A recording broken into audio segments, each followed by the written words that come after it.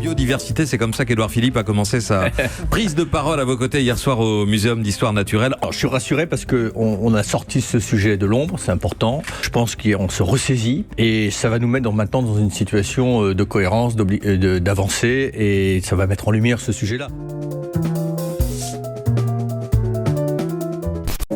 C'est un projet pharaonique, au cœur de la forêt amazonienne. Le site minier doit s'étendre sur 8 km² entre deux réserves naturelles protégées. Mais en Guyane, on peut être à la poubelle de la France, la poubelle de l'Europe. Est-ce qu'on a vraiment besoin de laisser des sociétés canadiennes et russes s'emparer et détruire les forêts ? Le bilan d'étape, justement, il doit être franc, honnête, transparent, pour vérifier qu'on en a bien fait ce qu'on avait dit, mais aussi les difficultés, les retards, essayer d'en comprendre les causes pour en identifier les solutions.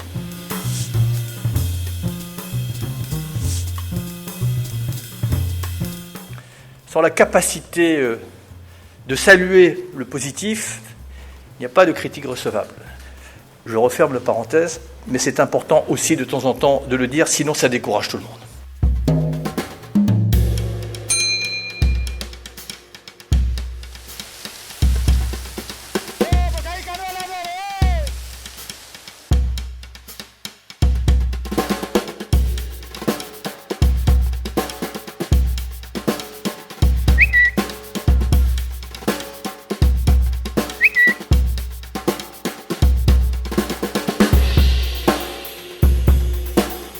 Mais n'êtes-vous pas ministre, monsieur Hulot?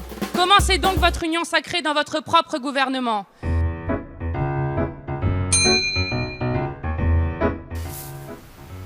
« 1er août, aujourd'hui c'est ce que l'on appelle le jour du dépassement.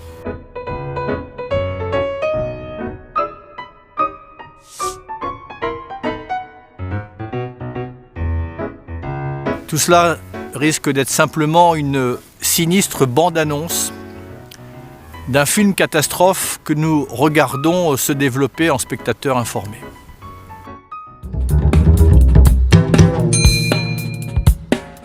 Tout a commencé par une interview incendiaire accordée par Brigitte Bardot au quotidien Var Matin samedi dernier. L'ex-star de cinéma ne mâche pas ses mots au sujet de Nicolas Hulot. Deuxième acte, le coup de fil. Dimanche matin, Nicolas Hulot décide d'appeler Brigitte Bardot pour s'expliquer. Une conversation orageuse.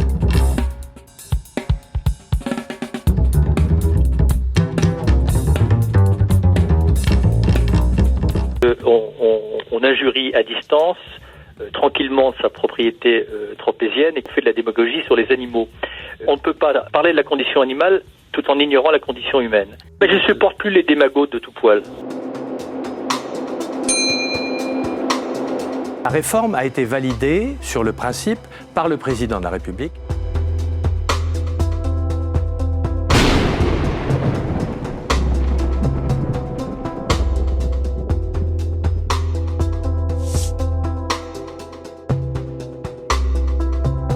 On attend des annonces pour assouplir les règles de l'achat. C'est peut-être la baisse du prix du permis. On verra, on va en parler avec vous. Bonjour Thierry Coste. Bonjour.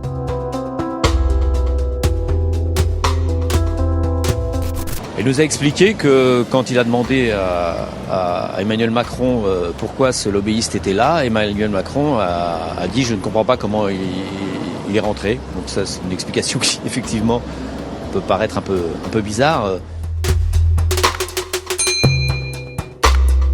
Est-ce que vous restez au gouvernement de ce fait-là? On entend ce matin que... la tristesse. La tristesse et même plus la colère, Nicolas Hulot. Je vais prendre pour la première fois la décision la plus difficile de ma vie.